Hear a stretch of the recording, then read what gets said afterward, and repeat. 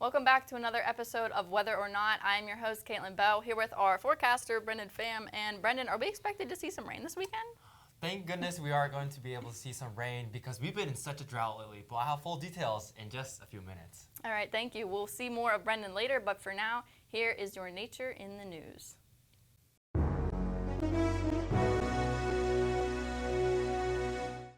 A new study has found that increased plant diversity improves soil carbon sequestration. Carbon emissions have been a concern for our planet for many years. The agriculture sector is one of the largest industries that uses a lot of Earth's land. In fact, 40% of Earth's land is used just for farming. With a large emphasis put on how farming can be more sustainable, this study considered how effectively microbes living in the soil could use carbon. Barley was grown with 8 different plants. The yield rate of barley and how the soil nutrients moved were investigated. It was found that growing barley with the different types of plants provided a better environment for the microbes in the soil to thrive around the plant's roots, increasing microbial carbon usage. Biodiverse farming not only benefits carbon sequestration, but it also leads to a more resilient ecosystem. With effective public and policy support, this method of farming could take off and create a new path for sustainable living. During the months of April and May, more than 500,000 people were displaced in the wake of unprecedented floods in southern Brazil. Now, researchers are attempting to prevent long-term mental trauma by providing information for recovery in the event of a natural disaster. The disaster in Rio Grande do Sul was driven by a combination of torrential rains and infrastructure failures. According to an online survey, 45% of residents reported moderate to severe anxiety in just the first month after the floods. While most of the attention focuses on property damage and loss of life, these disasters cause widespread mental health issues as observed in events such as Hurricane Katrina in the U.S. in 2005. Heavy rain lasted several days in Porto Alegre, and in some areas over 3 feet fell in the span of 2 weeks. There has been little research on recovery actions for disaster-related mental health issues, especially in low and middle-income countries. The World Health Organization has reported that most people experiencing a natural disaster will have symptoms of distress, anxiety, fatigue, and hopelessness. However, they recommend allowing communities to create support groups and work together to provide psychological aid to work around these issues. The goal is to assess the mental health impact that natural disasters have on communities and identify strategies for intervention in the future. Algae blooms happen in different environments and sizes, but they have become somewhat frequent along the Florida Panhandle and Keys. Researchers here at Penn State studied how nutrient-rich wastewater can be a cause of these algae blooms. Florida wastewater plants undergo a multi-step process to remove the harmful substances that are found in such matter. First, the wastewater goes through a biological and chemical treatment plant that removes a large majority of nutrients and bacteria. Then the water is injected into groundwater wells where any leftover nutrients stick to the walls of porous limestone bedrock for continued filtration. It was found that the surrounding dense salt water allowed for the nutrients to float back up to the surface, leading to wastewater contamination in the ocean. Groundwater injection has been since discontinued, and a different material is being used to more effectively remove leftover nutrients. As a result, more than 90% of nutrients are now being removed, and the ocean waters have become cleaner. DNA from an aspen tree in Utah called Pando has helped researchers determine its age and point to clues about its evolutionary history. Pando consists of a root system with 50,000 clone stems that spread over around 100 acres. From hundreds of samples, it is confirmed to be between 16,000 and 80,000 years old. The collection of aspens is technically all one tree because of the way it reproduces and is supported by a single root system. Pando is a triploid, meaning its cells have 3 copies of each chromosome instead of 2.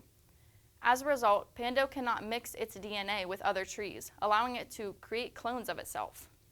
Researchers collected samples of roots, bark, leaves, and branches from the tree, as well as other unrelated aspen trees for comparison. They found nearly 4,000 genetic variants as Pando cloned itself repeatedly over millennia. Over a smaller scale of about 50 feet, stems that were closer together shared more mutations. The team concluded future studies could show that trees and plants have a mechanism to protect the genome, and existing clones could be more durable the new mixed offspring.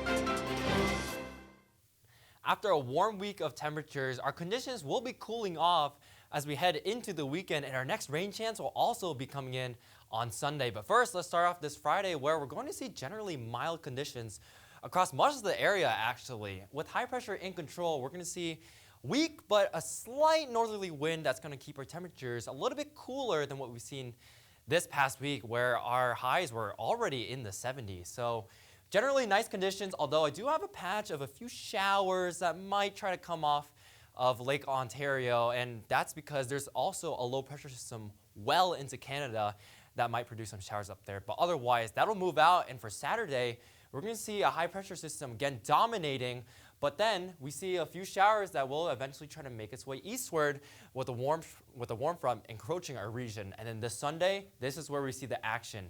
Low pressure, it's going to be weak, but it will still be there, and it's going to produce some chances for rain, and I think it will be pretty widespread throughout much of the day on Sunday with the warm front lifting north of our region. Behind me, the high pressure's out, and we see more unsettled conditions heading into Sunday night and even into Monday at times. But here for this Friday, high temperature is going to be sitting in the mid-60s, still well above average for this time of year. But at night, conditions will be cooling off quite rapidly into the low 30s, near average for this time of year.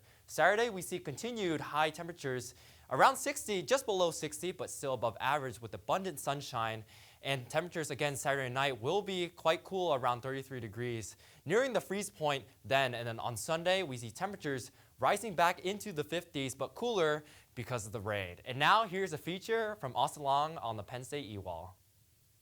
Imagine walking down a hallway where the walls aren't just structures that separate rooms, but are instead alive, filled with data. Here at Penn State, that vision is now reality thanks to the groundbreaking Ewall. The map wall here, this is just a display of many of the things we have on our website. It doesn't display all of them, it just displays some of them, some things that are nice to look at here in the Weather Center for the students to gather here and sort of look at the electronic maps. But on the website, we have a larger suite of anything from forecast model data to observed weather data. And that's more forecasting specific. There's a lot more tools there and a better user interface for interacting with that data. The differences between the physical wall and the website version may not be so clear-cut. They have the same name, but do completely different things, yet still manage to be interconnected. One is a physical wall that displays images in the Joel N. Myers Weather Center on the 6th floor of Walker Building at Penn State's University Park campus. The other is a website containing current conditions and forecast models. The physical map wall here, the monitor wall, showcases content that is available on our website or even other websites across the world. And the map wall website is just a large repository of forecasting and weather information, model graphics, charts, observed weather, those kind of things. So the display itself is actually rendering a web page. So I code a web page in HTML that shows how all the images should be displayed along the wall. And behind the scenes, there's both hardware and software that makes the map wall run. I actually don't deal with much of that myself, but it runs in the background, and for the most part, it's pretty reliable. Both have taken many forms and have been updated and upgraded several times since their creation in the early 2000s. The Weather Center itself has seen a variety of changes throughout the years. The map wall originally began as a collection of paper maps, which eventually would become electronic when the Weather Center began renovations in late 2008. Fred Ganowski debuted the first iteration of the web version of the Ewall publicly in 2004, and the physical electronic wall officially debuted in 2009 alongside the newly renovated Weather Center. Since then, Schneider has updated the website further, and the physical map wall was upgraded with new screens in 2024. The Ewall is a complex system that requires constant attention. It mostly runs in the background, doing it quite well, but needs to be monitored for potential issues, as technology is imperfect. Figures and maps show up easily on the map wall screens and the website, but gathering the data to make the images is quite difficult. All of this stuff that we have here at Penn State, we are pulling data in from elsewhere. I don't have anything that's plotting in-house models, if those even exist. For the most part, we're just pulling data from national centers, whether that be NOAA or whether that be anyone who's international. We're just pulling data in and we're making visualizations with it. It's a variety of different websites. Now, many of the national centers are transitioning to putting more of their data in the cloud, things like Amazon Web Services, AWS, or Google Cloud, or places that a lot of data is being stored. That's on the NOAA National Weather Service side. If you look internationally, some of the organizations like ECMWF have their own data servers as well.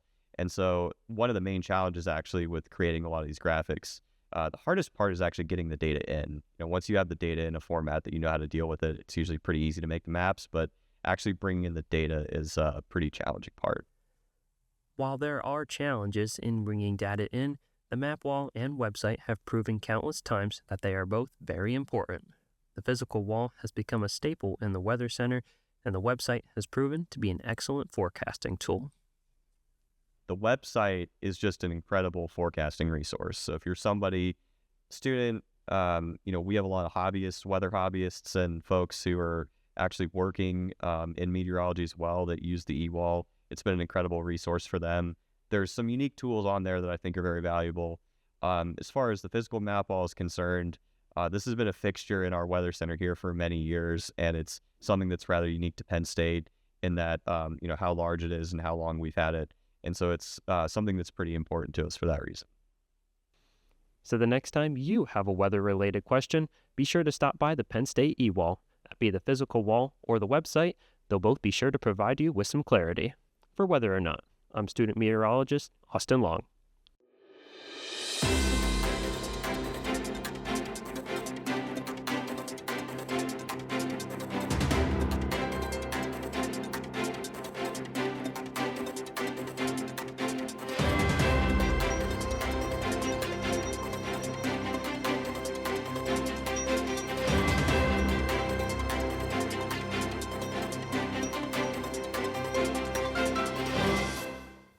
Our weekend is shaping up to be a little bit cooler than what we've seen for the past few days.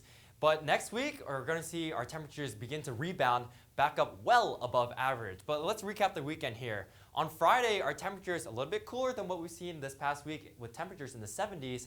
Highs only going to make it into the 60s, and with Saturday, temperatures probably not going to hit 60 on Saturday, but we're going to see a lot of sunshine with high pressure in store. Now on Sunday, we're going to see lots of rain in the forecast, and that might carry over into Monday. But look at our temperatures, well above average throughout much of next week. Our average high temperature for next week is around 50 degrees, so we're going to be sitting around 10, maybe even 15 degrees above average at times. Our next rain chance here is on Thursday, where we could see a pretty strong cold front that might knock down our temperatures quite a bit. But again, our temperatures are going to cool down from what we've seen this week. And boy, this past week was quite hot, Caitlyn. Yeah, thank you, Brendan. So for this week, for our Weather Whiz Quiz question, we would like to know, when is the latest 80-degree day of the year on record in Harrisburg? Is it A, November 1st, B, November 2nd, C, the 5th, or D, the 6th?